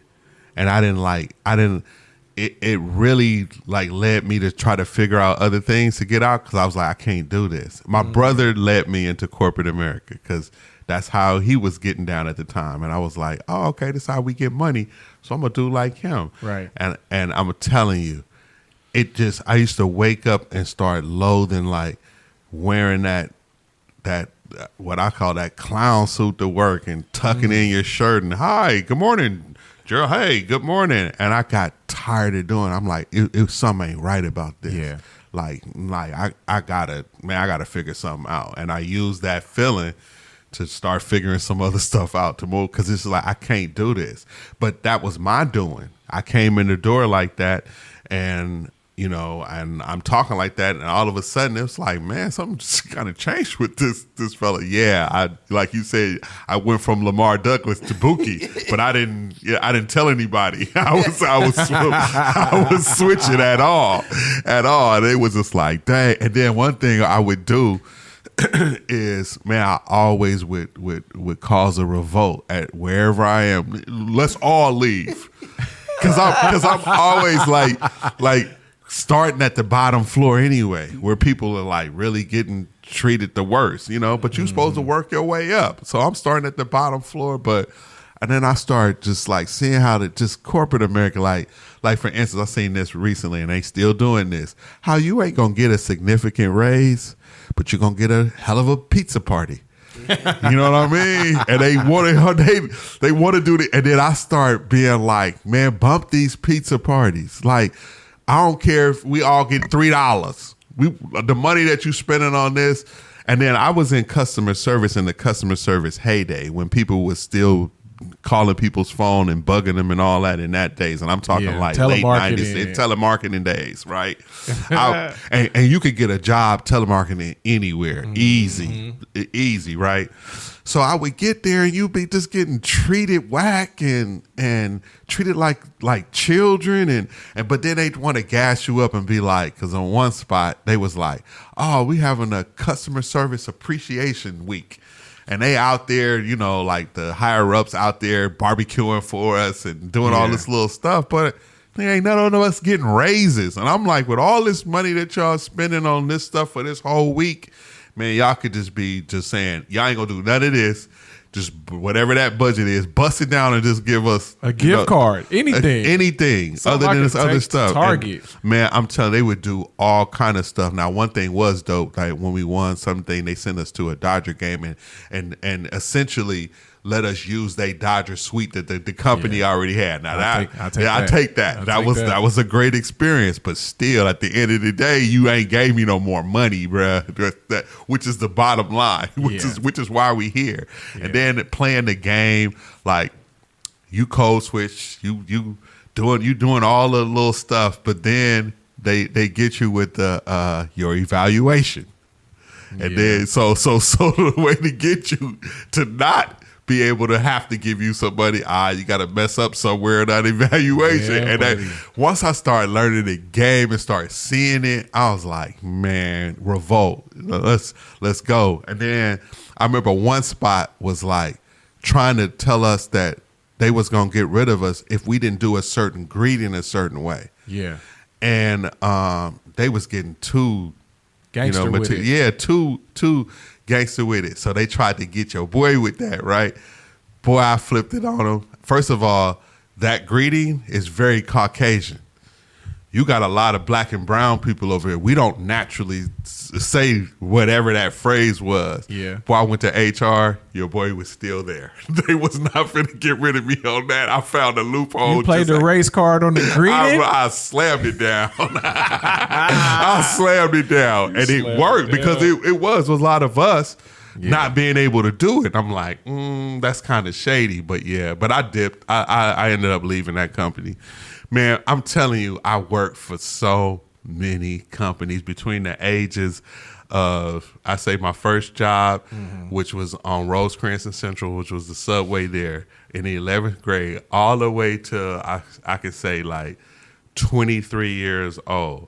I had more than 20 jobs between that time. Dang.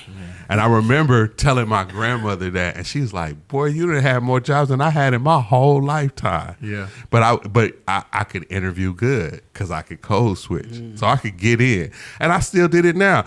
I remember not being qualified for a job at all. Never did like case management work at all.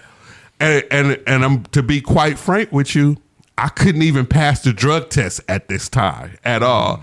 But where there's a will, there's a way, brother. I was like, I'm going to get in. I already know I can use my brother's pee. I used my brother's pee. Don't ask how I did that. Yeah, I was very skilled at that. So that wasn't going to stop me. So that got me in. But this goes back to going places where God ain't opened the door, right? Yeah. So I get into this gig. I've never done this work. Just so happens they put me on their top clients to work with their top client, which ended up being where T worked, which is the Johnson & Johnson company, to be their case manager for. And this is one of the biggest case. I ain't never done this, Bookie.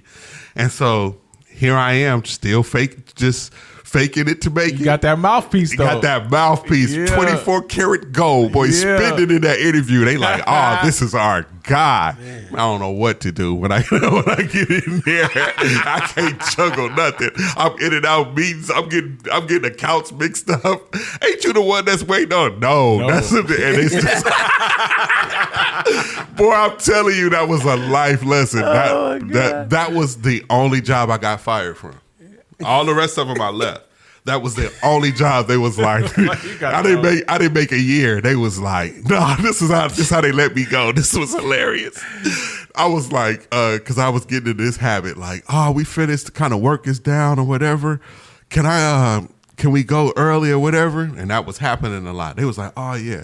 One day I was like, oh, things seem to be done. Can I go early? They was like, yeah. Come here for a minute. Let's talk about that. Let's talk about that. And boy got that brown box right at the end of that conversation. Brown box. And dipped out. But I had no business, doing that. And that was like the kicker. Like, Jerrold, get out of that world. So you're not supposed to be doing that. Figure out really what you want to do. And then John Acuff, I remember around that time reading a book, and that's a Christian author. And he used to work with Dave Ramsey, and he had a book called Quitter. And I read it, and it was profound. It was telling you how to quit your day job and get your dream job, but in a practical way, how to do it. Okay. Not just leave the job and just jump on a dream, but how to make that transition. That's dope. I never forgot that. And I read that and just took off after that point. But I'm telling you, the thing that drove me out of that corporate America is me having the code switch. Even though I was good at it. Yeah. I was like, I can't keep it's doing a version of you that don't really exist nowhere else. That's it. Nowhere else does this version of me exist. That's it. Except when I'm trying to make money. Yeah. Which ain't the whole reason why I live. So it feels weird. Like, I don't live just to make money, just to pay bills. So asking me to be somebody else for the sake of my bills, it makes sense. Yeah. But something about it don't sit right. It don't sit right, Something man. about it don't sit right. And it doesn't, bro. Yeah. So, Yeah, code switching was not the thing. Any code switching stories from you, Giants? It's just a way of life for me. It I don't is even a way of know. life. I wouldn't even know if I have any stories about that. The one that I notice all the time is when I'm trying to type something out, I don't ever want to put the G at the end of something that's like, I'm looking for this, I'm looking for that, I'm speaking to that. I always want to type it with an IN. Yeah. I'm like, put a G on there, man. You ain't texting your boy. put a G on the end of that. Like I'm always thinking through how I need to speak to people, and but I realize that I'm at work and this person pays me to act a certain way. So I'm like, this is the version of me that gets the bills paid, and that's good enough. I can live with that. Yeah. For me, you know, like I always joke where you know, in Ephesians where it said and he gave gifts to men, some preachers, some teachers. Yeah, I'm one of the finaglers in there. He gave you the ability to finagle. Hey, I can get around a situation. I go in that joint. I come out. He's like, oh, Bookie, a new pilot. He didn't welcome to Spirit Airlines. He's our new captain of Flight 747. For real. And I ain't did nothing since Top Gun on Nintendo. You know what I'm saying? Hey, I'm I telling can you. do it, baby. I'm telling you. I think it come from Bookie, just like you coming from a place where like you don't have it all. So it's like I don't have nothing to lose. Nothing to lose. I got nothing to lose. I got everything to gain if I get this. So let me just figure it out. Oh, you like that? Let me lean into that. Hey, look, some of the greatest wisdom I've been told was that they can only say no. Yep. What can they do? They can only say no. I learned all in. I learned like when you like clown. Now this is for young folks. Like when you like can make them laugh during the interview. Yes, you are doing great. You're gonna make them remember who you are, and kind of like what you were saying about your interview with 10 people. I remember. That's no biggie. I remember vividly when it was my biggest group interview was like 4 people. And it was for this company called Stamps.com. It's still in existence. And I remember going there, and I was coming from this company called 1-800-US-SEARCH. And some of y'all remember that because they used to have an ad when Oprah Winfrey would go off. They would put their little ad right at the end of Oprah. Try to search for somebody. 1-800-US-SEARCH. This is before, like, the internet has taken off, but people finding people on the internet was not a big thing yet. Now you can just Google somebody and you'll find them. Yeah. But back then it was a whole thing. But I was leaving that company looking for another one. And what happened was when I was at that one, I peeped this girl who was doing all the numbers, and all you was doing was trying to get people to buy searches and searching for somebody, whatever, and they'll call in and you just trying to sell it. You know, the ads are running, that's getting the phone to ringing, and then you just sell the person. She was bad. I still have my Dexter vibes. I still have this printout because I told my homeboy Chris, we both was working there at the same time. I said, I'm gonna beat this girl. And she bringing in money, and I'm like, whoever she is, I'm finna beat her. Boy, you should have seen the week I beat her. Boy, that's why I framed it. I was like on it. So when I get to this new interview with Stamps.com, I still got that on my mind. And so they asked me, I'll never forget, they said, so what's gonna be your biggest challenge you think coming here? And I said, figuring out who is your highest producer and beating them, and all of them laughed. And then that was the first time in life where it's just like I said something that just was in my head, and it worked. And from that point on, boy, you start saying whatever's in your head with confidence, and you gonna be remembered. And people, and boy, I sure did. Every interview after that, it's our guy. Because if you come in comfortable, young folks, I'm telling you, and not looking like all desperate, but very confident, and make them laugh too. Yeah, you're hired. This is how shallow the corporate world is, right? Because I've had corporate jobs, but the last few years I've been working public service jobs. The pretty person, the good-looking person, gets the job. Absolutely. The person with the best personality gets the job. Yes, it is. If it's equal, all things being equal, they're going to take the beauty.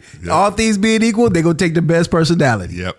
Yes. That is. And that's the truth. I got to deal with you every day. Yep. I want to at least be around people I like to be around. There you go. If we all equal, if all the resumes are the same, if all the credentials are the same. Yep. Yeah. I like this person. And lowball, if all the resumes ain't that tip the scales a little bit, because again, I got to be with you every day. I got to deal with you every day. So some of that resume stuff may not go as far as some of that personality. For would. real. That's what the interview That's is a all fact. about. My key words is, man, I'm a team player. Yes, they I'm love with that. it. Whatever. I'm a team player. Yes. Whatever we gonna do, we gonna do together. Because that's translated as I can do what I'm told. I'm not here to rock. And the I'm boat. not gonna snitch on you when you do that. That's what they really be wanting to hear. Yeah, I see you do that, but I ain't gonna snitch on you. Have you ever? But As have long as it you, don't affect me, I ain't gonna snitch on you. have you ever worked for a company that you didn't see something shady happen? Oh man, all the time. You'd be hard. You're in the pressed. court. If you're in the private sector, somebody's doing something shady. You got stories. Man, You got stories. There's no company that I can really say that, man, only one. It's small, and then of course I'm bent towards it because it's my family. But other than that, every corporation I work for, at some point, you saw man, that's shady. Like, man, that's shady. Like stamps.com, I hate to throw them under the bus. They don't do, I don't think they do this anymore. Allegedly, this is what they would do. They used to, like, you know how you open up an account and you forget about it? Yeah. They would let your bill rack up. Even if you done pull your credit card off of the Account. the account. They have figured out a way to, if you still have that account open and you just got another card, or you just still have that bank account open and you just got another account number, they can still get through and push they charge through. But what was bad is it's stacked up. It missed all these months, but now it's hundreds and hundreds of dollars. So when it finally hit, boom, they was calling me. That was my department. I was in the escalated issue department. So all the phone calls was like, how did y'all do this? I didn't even get y'all a card number. How are you guys doing this? How are you guys doing this? After a while, I was like, yeah, how are we? How are we doing this? How are we? I don't think they do that. But it was that. And then, man, then in a larger corporation, and I won't mention their name because they might send their snipers. They knew they have malfunctioning products. And so people was calling on it, and then they had a class action that cleared that they had to, and then it was like, oh, we're not doing that anymore. But why do people still calling saying they still experiencing the same thing? Yeah. You know, this man was selling dysfunctional pacemakers. This man, like, oh my God. They still in the game, and they wanted them corporations that's paying Shaq right about now. Just to say that they spend that kind of money. So I don't want to badmouth them.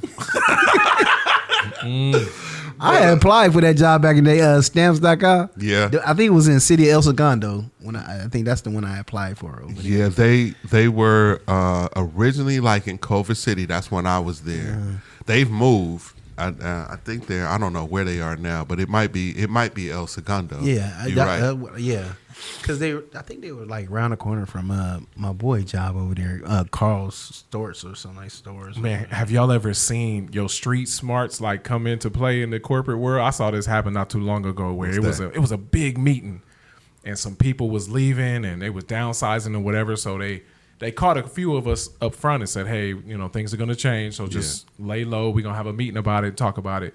So a couple of people came into the meeting with guns blazing, like, how could you do this? And are you sure this is not fair? And I'm sitting thinking like, man, you about to tell the person that made this decision in front of their entire team that they didn't take any thought into what they're doing. And I'm sitting there like, see, I learned from the drug dealing days when we was in there in the wrong rooms, and it's like machine guns on the table, and you need to just, I just want to buy a little bag of weed. I don't want to be nowhere near these None of this machine extra guns stuff. and meth and coke and all this other stuff is on the table. I'm thinking like, Lord, I'm not supposed to be here. Yeah. I don't know nothing about Jesus, but I know I'm calling on somebody right now because that's a machine gun. Yeah. I'm not supposed to be here. So I don't say nothing except I just need a I just need that bag, and I'm out. And I'm out. Y'all. Have So a when good I see evening. this stuff blowing up in the corporate world, Yeah. I got people on the side emailing me like, yo, bro, you quiet. Yo, you quiet. And I'm thinking like, I'm from the streets of LA, fam. When I see stuff like this going down, there's no words are going to be spoken. Like, that's where you're like, that street knowledge takes over, where you're like, no words get spoken when you in dangerous situations. You say nothing and you watch everything.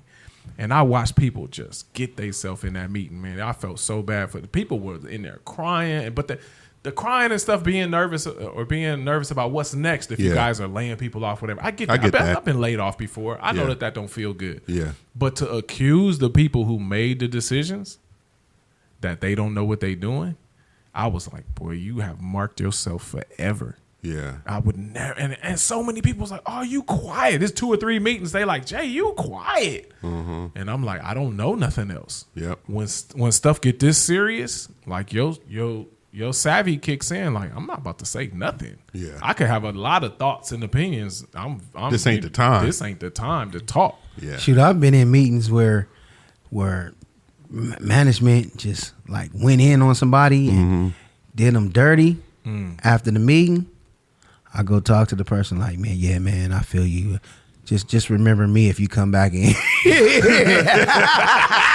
Yes. Remember me. I want you to be like, I'm cool. I You're was cool with you. You know what I'm That saying? dude's cool. I had empathy The rest of y'all with you, get man. down. You know what I'm saying? Just sound alarm. Let me know. Man said I go to lunch at 1. Yeah. I'm off on Thursdays. I see that. I see that red car pull up. I need that wellness walk. 15 minutes wellness. Ain't gonna take no wellness Wellness walk. Is that what they call it nowadays? You can take a wellness walk. 15-minute wellness. Yeah. Boy, that sound like right now. man. A wellness walk. The streets raised us, boy. Man, they raised the us. streets Man. raised us. Pops told me always keep your antennas up. Man. Yeah. Man. 2 eyes, 2 ears, 1 mouth. I don't know, fellas. You know, I want to go in on the. I want to go back to what we were saying. Like, to me, the code switching conversation bleeds into our church culture. Yeah. And not ours, but just the American church culture, where it's like there's a lot of stuff that we do that turns people off, and there's a lot of stuff we do that's great that turns people off. I don't have no problem with that. Like, not everybody gonna get why we do the way we, why we do church the way we do it. That's fine. Yeah. But there's some stuff I think we do that you can't even find the scripture for it. Like what? Give us a Like us telling example. ladies they can't make the first move when they want to approach a guy. Like that was something that came up the other night too. Like, ladies cannot approach a man if they're interested in him romantically. That's something that a man has to find a wife. Yeah. And I don't agree with that. I don't think that's what that's. Nah. I don't think that's what that scripture is saying. But there, the principle. But what? how would she pursue him? How would that look like? How would she be making it known that I want to pursue the dude? Just out of curiosity. A woman know how to flick that hair and get that look. Yeah, but see, that usually is like the call to make the man pursue. Yeah. Like, she shows up, okay, I hear you, Bookie, and she flips the hair, but that's all to make him. But what he's saying is she making the first move, meaning that, okay, what if he don't get the flicking of the hair? Then she got to say something. Yeah. And some of the guys were saying that's helpful for them in this day because they don't want to feel like they don't want to come off like predators. So a couple of them was like, I appreciate when a woman lets it be known that it's okay to talk. It's okay to pursue. Nah, I think some dudes just be trying to avoid getting hurt. You got to come off like a predator, bruh, because you are trying to pursue her. If you really like her, you like, I don't want no other dude to get to her. Yeah. So I got to show that I'm interested, but I have to also, let myself know that she may not be interested, and you just gonna have to be vulnerable. But you got to go for it if you. So what was said, I'm with you on that. I'm totally with you on that. But what was said was like in a big city like LA, how many different scumbag guys have been coming at this lady to the point where she don't know if this legit dude is gonna say something decent. Or it's almost like, what do you want? Okay, what do you want? Like, sometimes they come with that. Some ladies will come with that because they've been approached so wrong all week. Yeah. They've been getting these terrible things in their DMs. Yeah. And they might be online with dating apps and they got these scumbags attack, I can get that. but approaching them. Yeah. So it's like, man, they might be worn out, especially if they cute, especially if they have cute shape and they got, some style. Yeah. How many times have they been approached this week? And now here you come with legitimate intent. And one of the guys was like, it's cool for the lady to just give me some kind of signal that it's okay to approach her.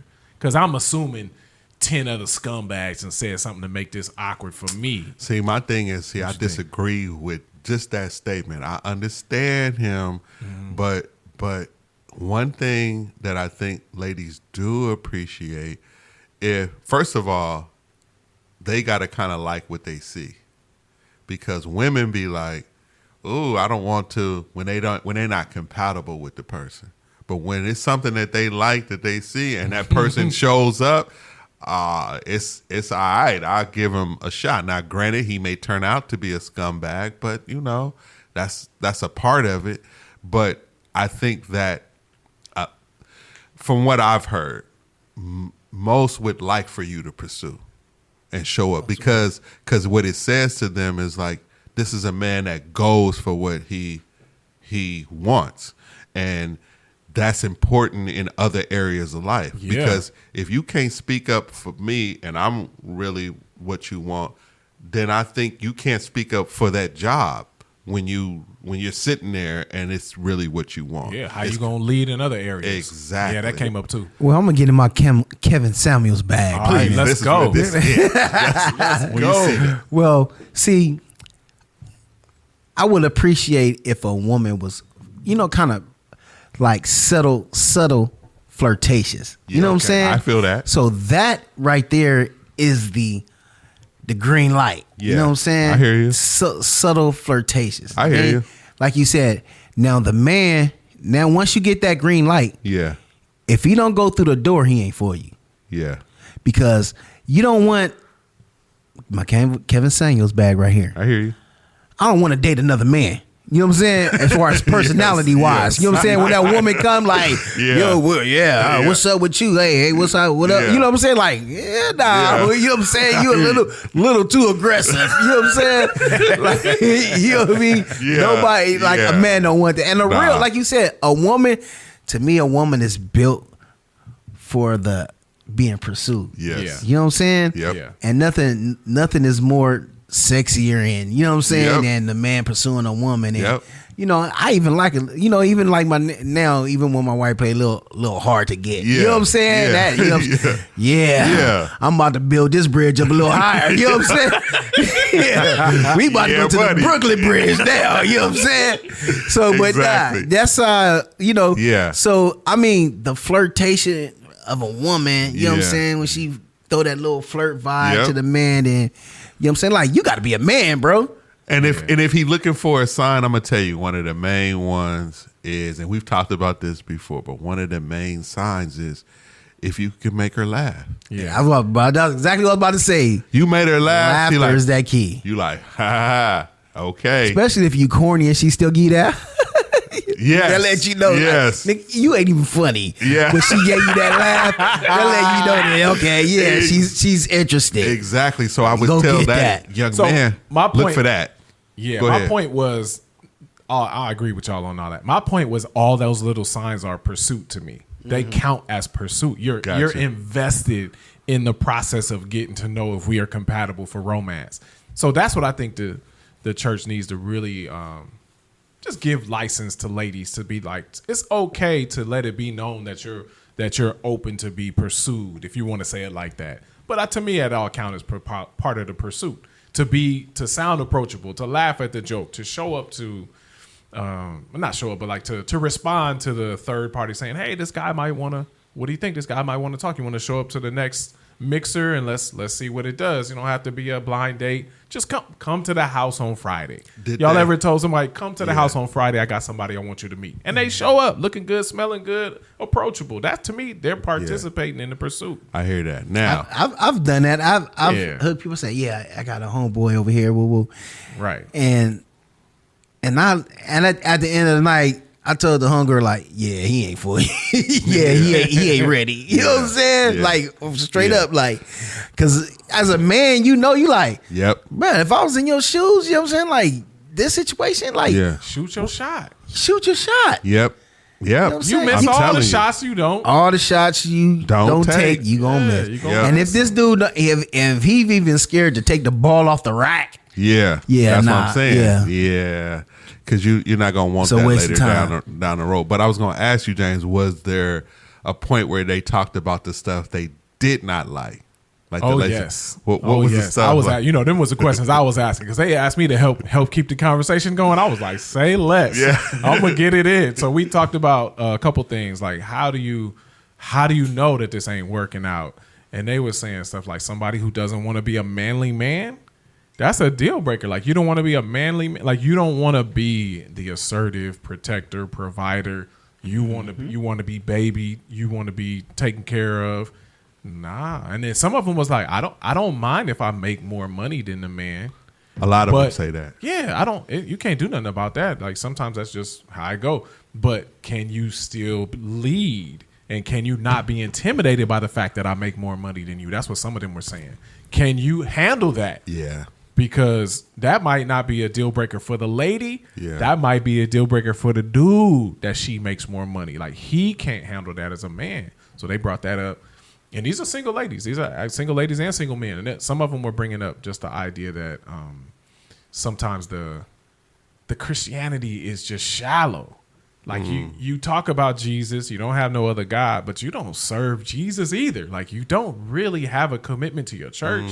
You're not committed to any ministries. You don't have any type of vibrant spiritual walk on your own. You just know about the Christian stuff like the casual Christian does in America. They were like, I don't want that. Have a real personal relationship with Jesus, not just this shallow stuff. They brought fair. that up too. That's fair. Because they said there's a lot of that. They said that when you go on the sites, because they're all on the dating apps, and that's another reason why you have to think about the pursuit. Because the woman gets to say yes or no. The woman gets to make the first move on some of these sites. The woman has to make the move on some of these dating apps. So they was liking the using the dating apps. Yeah, That's the everybody vibe? was on the apps. Everybody was on that's the the app. new We way. passed that. Yeah. We passed Yeah. that. But they said that once they found some people on ChristianMingle.com or Yeah. some of the Christian, there's a lot of Christian dating apps so that you weed out the unbelievers. Sure. It was like, it felt just like an unbeliever site. It didn't feel no I mean, different. I can still see unbelievers still going into these circles too. You know, so you got to be careful. Yeah. You know, I can see that. Like, 'Cause I'm gonna we go get the seen- Christian girl. Yeah, we seem super gullible. That was my impression of Christians when I was an unbeliever. Yeah. Like, y'all are gullible. Which is so wrong. And But yeah. because reality, Christians come from. Let me just clear the record. Christians come from all walks of life, all tongues, all ethnicities. But we foster something, Jay. That's what I mean when I say I'm not a fan of some of our American Christian I feel culture that. because we foster gullibility Yeah. in some environments. I And hear here's you. what I mean. Like if you're telling a woman she can't pursue, Yeah. then the guy that she likes, you're telling her God will not allow you to make any advances towards him. If he doesn't make an advance towards you, that's not for you. God don't have that for you. I'm like, you handcuffing your sisters Yeah. in a way that the Bible doesn't support. Like, okay, the guy's gonna lead. We know the guy's gonna pursue. The average guy knows that he has to do that. Yeah. But some of the guys, I'm talking about, these are the single guys. Yeah. Saying like sometimes it helps for me to know that you're approachable. I don't want to seem like the creep.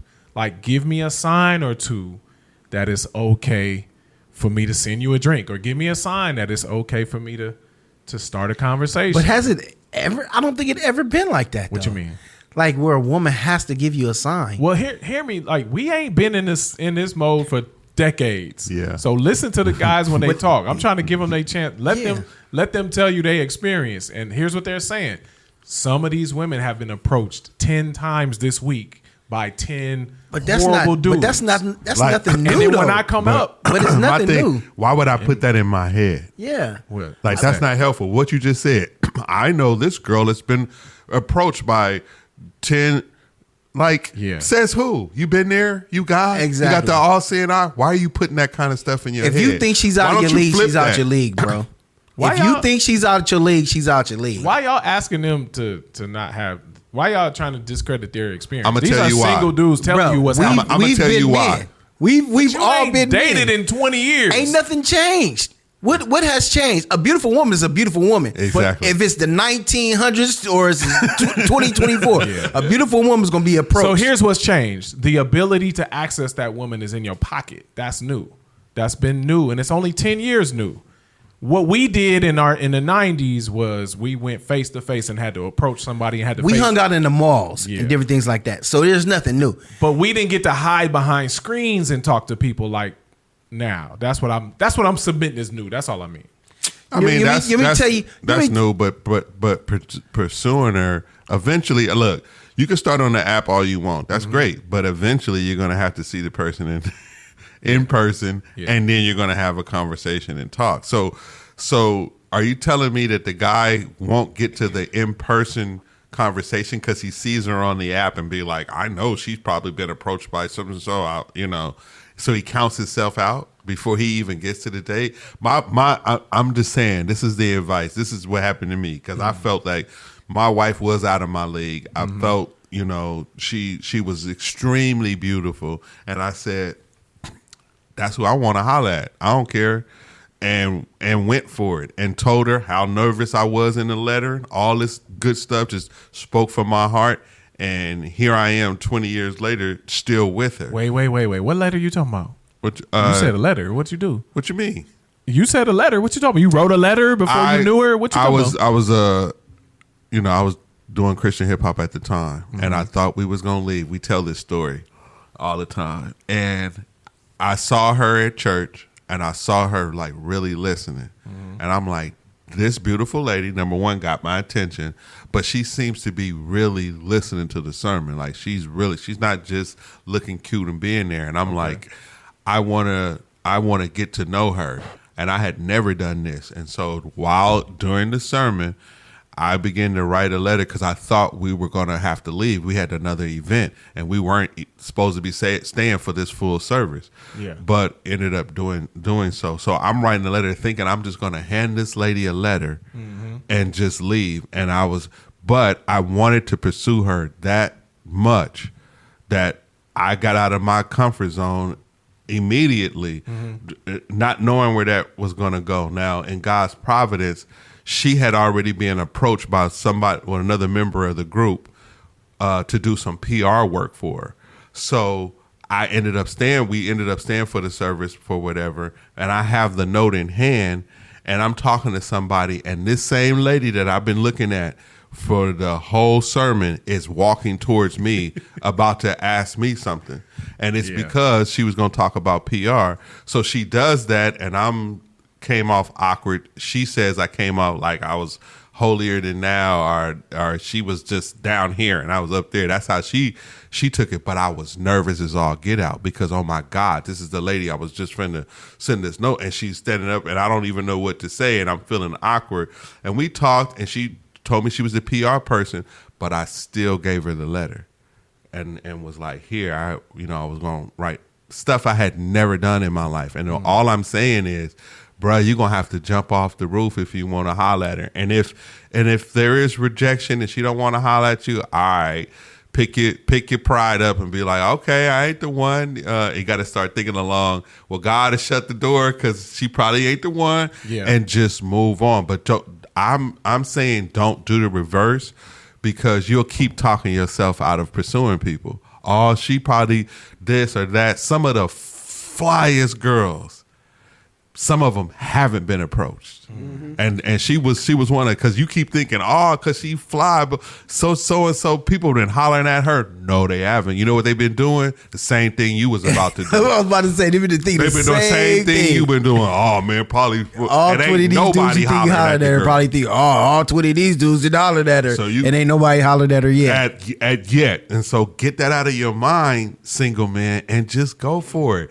Like you just said a minute ago, all she could do is say no. All she could do is say no. And then, all right, okay, it's all good, and you don't have to. I was watching the Pop Your Balloon show, whatever that is. Ooh, that's brutal, man. Nah, it's brutal. That joint, what I saw was funny because everybody popped their balloon except one girl. But the way that he was taking it was like, it was slum, because he had to be like, what are you doing? you're not my type anyway. You know, he said that. I probably wouldn't have talked to you anyway, whatever. And then he talking foul to this one. What's that gonna do to the other one? She gonna pop hers. Pop hers too. And Did she? Everybody was popping theirs. But it got down to just one girl. Yeah. And she felt them. She was like, after all that, I was surprised. I thought he was finna leave with nobody. But the last one, she took it as they couldn't take his honesty and how he was, whatever. So they went on. But my point is like, it's take the rejection as well and not so personal. Because when a lot of times when we are rejected in those areas, we can take it personal and be like, there's something wrong with me. Mm-hmm. And you got to understand it's not that. It's just that you're not compatible to that person. So, okay, she said, no, move on to the next thing that you see and like until you find somebody that's compatible. It's not really so much there's something wrong with you. And I think a lot of Christian men, and I say this, Christian men run from that rejection. Yeah, that's what I'm saying, man. I want to hear more about that. I feel that so much. Every L is a lesson, bro. It's a lesson. I feel like there's so much street knowledge in the scriptures that we need to start bringing that back. Like we talk about the culture, bring that. Tell our guys like shoot your shot. And one of the ladies said the same thing. She was like, and tell these young ladies, y'all shoot y'all shot too. You still gonna end up being pursued. But make yourself presentable, approachable. Yeah. We're not talking about being no whore or nothing. We talking about just make yourself seem smile, like, bro. Yeah. Like smile. Yes. I be want to tell like people like smile. But I'm saying like so many people have been browbeat. So many ladies, the ladies especially, have been browbeat to be like, you need to be found. You need to be found. The Bible says you're going to be found. You're not going to, don't say nothing until just wait to be found. And they like, bro. You know what I tell? You know what I tell when I have these conversations with like single Christian women? Mm-hmm. Bruh, don't think you're gonna be found in those four walls all day. Nah, that's real. You know what I'm saying? Go to a concert. Go exactly. Go to gotta get brunch. out. Go to the jazz festival. Go to the festival. Go somewhere. You know what I'm saying? out. You have to get out so somebody can actually see you to pursue you. Yeah. Don't just be sitting in the four walls thinking, oh, the Lord gonna send my Prince Charming in here one day, and next thing you know, you on the mother's board. You know what I'm saying? Like On the mother's board. you're And like, come on. I think what's attractive too on both sides is people enjoying their life, their single life. That was the one, Jay. When you asked me that, that was Both the biggest, sides. That was if I see that, oh man, she having fun. She's just cool. She's a likable person. She's and you just say same thing. I can imagine the woman. This dude just secure. He having a good time. He's a cool. Somebody that I would want to be around.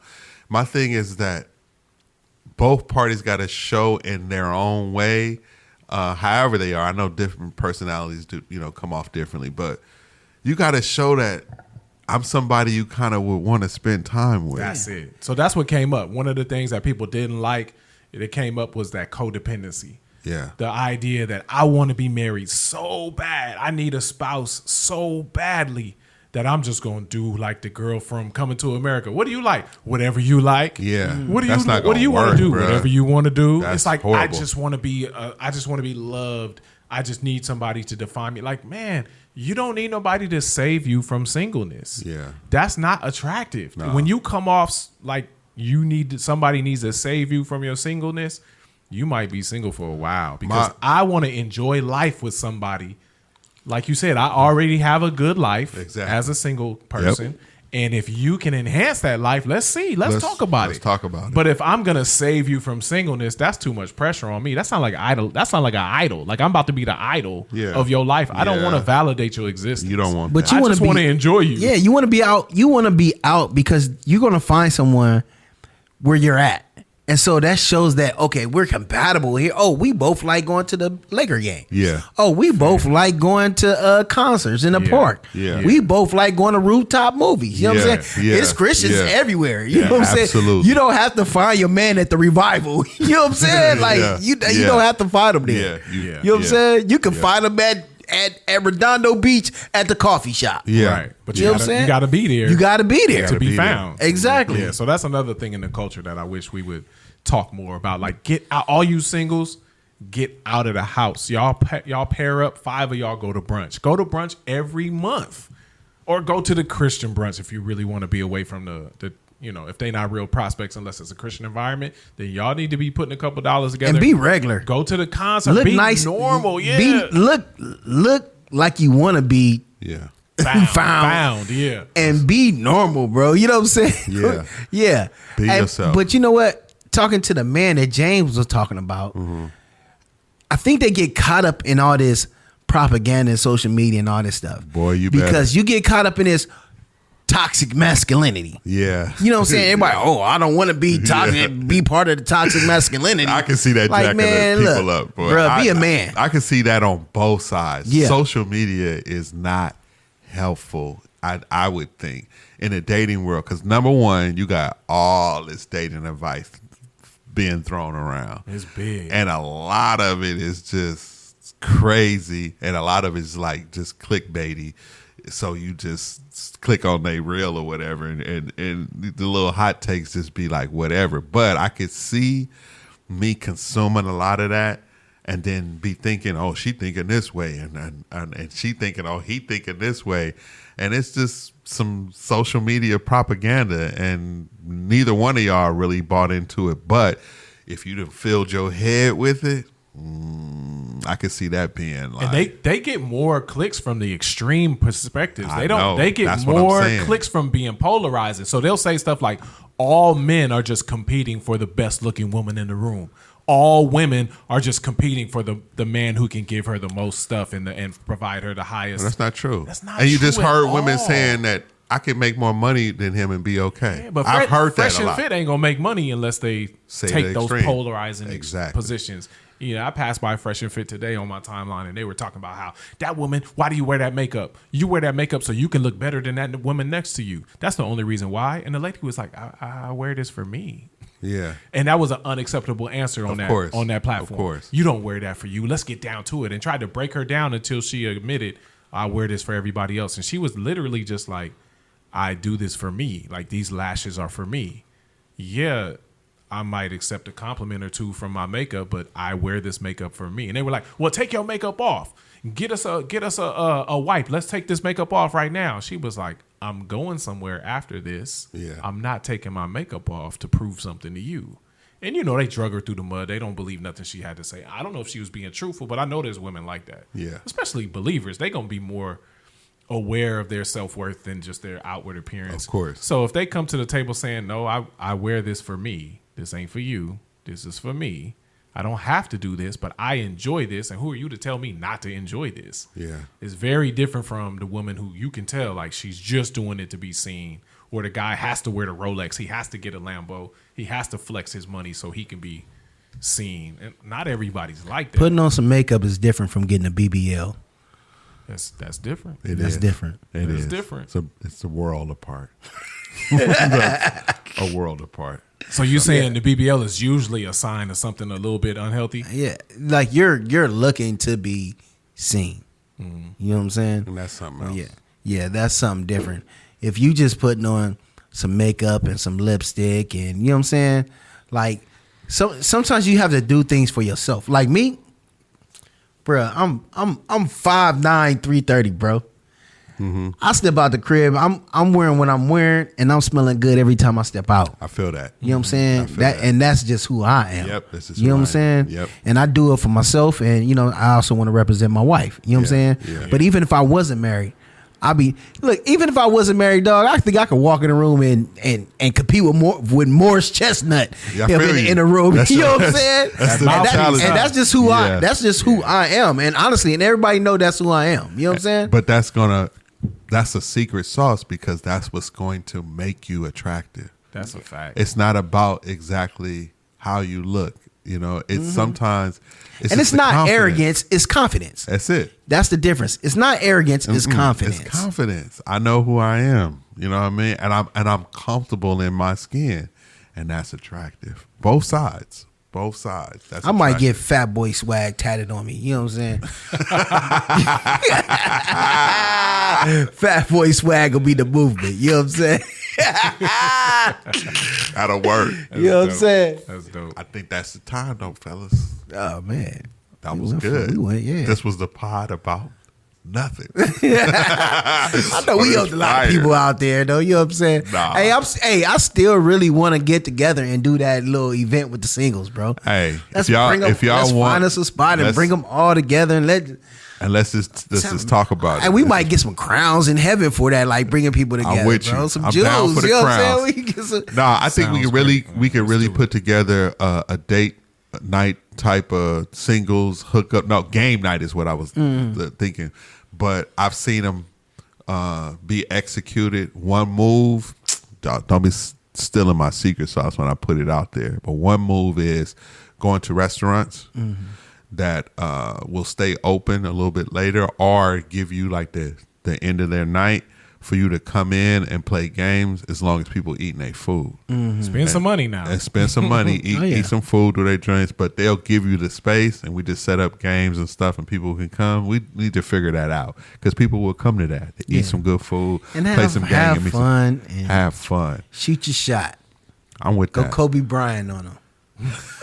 You know what I'm saying? Well, let me go out with a toast. We didn't start it with one, but we most definitely gonna end with one. Appreciate y'all listening and love everybody who is rocking with us as we're growing.